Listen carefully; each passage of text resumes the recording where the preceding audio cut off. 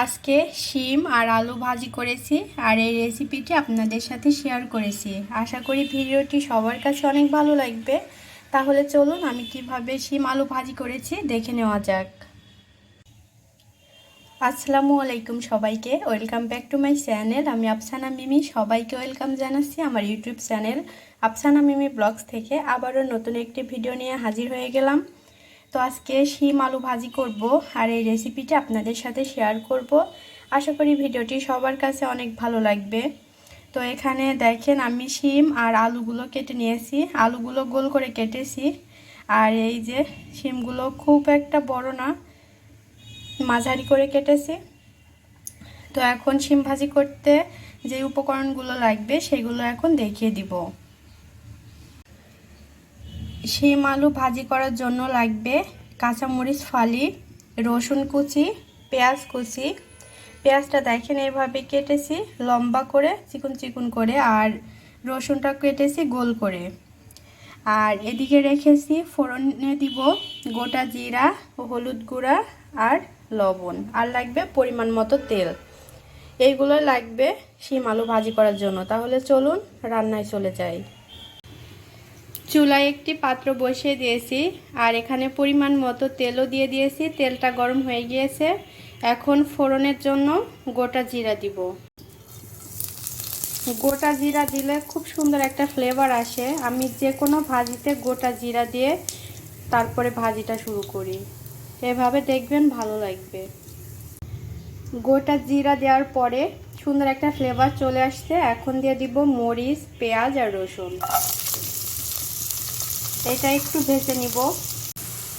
এটা একটু ভেজে নিয়েছি। এখন দিয়ে দিব লবণ আর হলুদের গুঁড়া।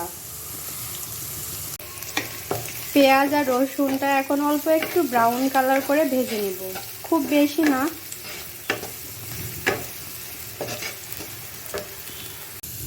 এই যে মরিচ, পেঁয়াজ, রসুনটা একটু ভেজে নিয়েছি। এখন শিম আর আলুগুলো দিয়ে দিব। শিম আলুগুলো এখন ভালোভাবে মরিচ, পেঁয়াজ, রসুনের সঙ্গে মিশিয়ে নিব। অনেকেই কিন্তু আবার অন্যরকমভাবে শিম ভাজি করে। সেটা হচ্ছে প্রথমে শিম, আলু, রসুন, পেঁয়াজ আর কাঁচামরিচটা লবণ আর হলুদ এইগুলো দিয়ে সিদ্ধ করে নেয় পানি দিয়ে, তারপরে আবার বাগার দেয়। তখন হচ্ছে রসুন আর পেঁয়াজ কুচি দিয়ে আর গোটা জিরা ফোড়ন হিসেবে দিয়ে তখন আবার এই শিমটা আবার বাগার দিয়ে নেয়।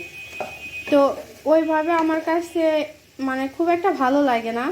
আমিও প্রথম ওইভাবেই করতাম, কারণ ওই শিম আলুটা যখন সিদ্ধ করে নেওয়া হয় পানি দিয়ে আমার কাছে একটু কেমন লাগে। আর আমি যেভাবে ভাজি করতেছি এইভাবে ভাজি করবেন, অনেক ভালো লাগবে।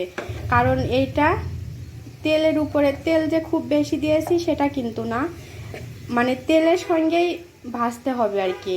চুলার হিটটা মিডিয়াম বা লো করতে পারেন, কারণ এক একজনের চুলার হিট এক এক রকম।